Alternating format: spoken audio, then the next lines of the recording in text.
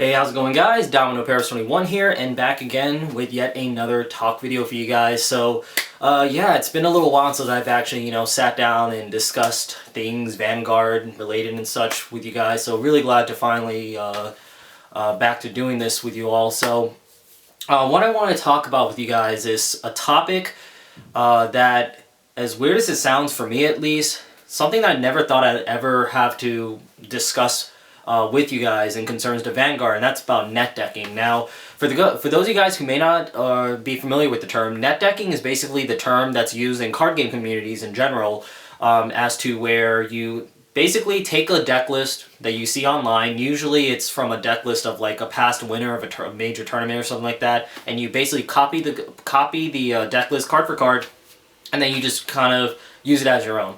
So I know this was a pretty much almost like a religious tradition in my previous card games that I played competitively, mainly Yu-Gi-Oh! Of course, Yu-Gi-Oh! Does have the reputation where the community is basically heavily based on net decking, especially when it came to the competitive scene for the most part.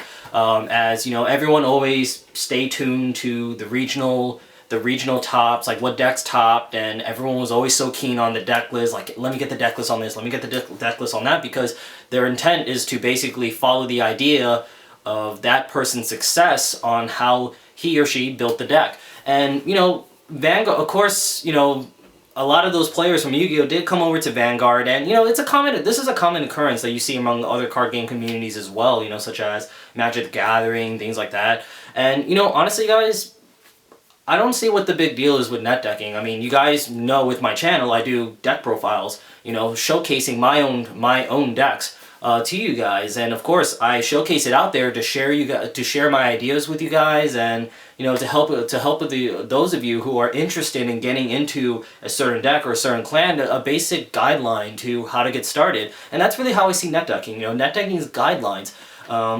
Because, there's a lot of great clans out there that people are kind of branching off into, and sometimes you really don't know what to do. Like Aquaforce, you see Aquaforce. Like, I actually know a guy who, was interested in Aquaforce, and he looked at all the cards and everything, but he just did not know how to build Aquaforce. So I actually forwarded him to some of my deck profiles. I showed him a few lists, and he tried out a few lists, and he liked it a lot. And once he actually played with the certain decks for a little bit, then he's kind of started getting his own, fixings on them, such as changing this card in there to how he really prefers playing it. But of course, like I said, you need a starting point to do that. So that's where the net decking is. We live in an age where internet is the source of all information. So, I don't know why.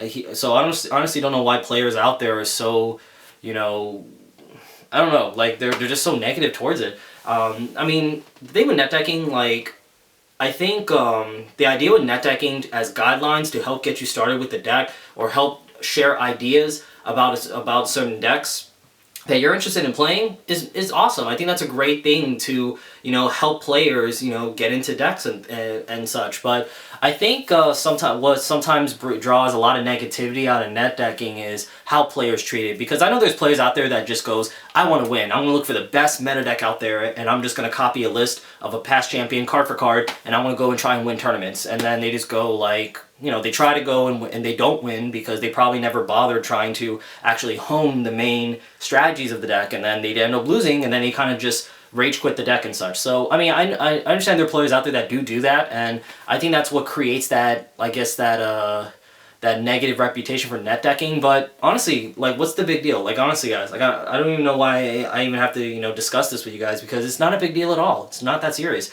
Because the thing also that I see it as is, like, again, it's sharing your own ideas. It's basically sharing ideas to help yourself with the deck. Because, quite frankly, I don't see the difference between going online and checking out a deck list of someone who's been successful with the respective deck that you want to play, as opposed to going to that person's local and asking the person yourself about his deck list and asking him to share his ideas about his deck with yours. So I don't see the difference. I see people on Facebook groups that take pictures of their decks and goes, thoughts, any ideas, what changes are there? Honestly, I think that's almost the same thing. So why here? So if those are acceptable, then what's the deal with net decking? What's the deal with going online, just checking out a list, and then just trying out a list yourself? Because quite honestly, I think that that you'll be surprised on how much a difference it can make when you actually try out someone else's list and someone else's perspective on the deck. Or sometimes there's already lists out there that's already established to be very successful, and perhaps the deck that you have is not showing much success because you probably honestly don't have a good build. Simple as that. And you know, another reason why I think it's really weird for Vanguard to, I guess, basically have a bad reputation when it comes to net decking is because, well, most Vanguard decks honestly look the same. I mean, you have your main core of, well, 4 of like the grade 3 boss you're using, 4 of like the secondary boss or break ride or whatever if you're playing break rides, your main triggers, perfect guards, main skeleton cards like 2s, 1s that go with your Legion card or boss card, and then you have maybe a little bit of room to kind of fine tune the deck to your preference, and that's kind of where, you know, there'll be some slight card choice differences, but it's only like maybe like 4 or 5 cards, or maybe a small handful of cards that even make a difference. But most decks are pretty standardized for the most part in Vanguard. I mean, that's really the simplicity of Vanguard, and quite honestly, guys, to be very honest, like with most of my deck profiles, especially the ones I have as of lately, you know, a lot of them, if you guys actually pay attention to Japanese meta, OCG, or whatever you want to call it,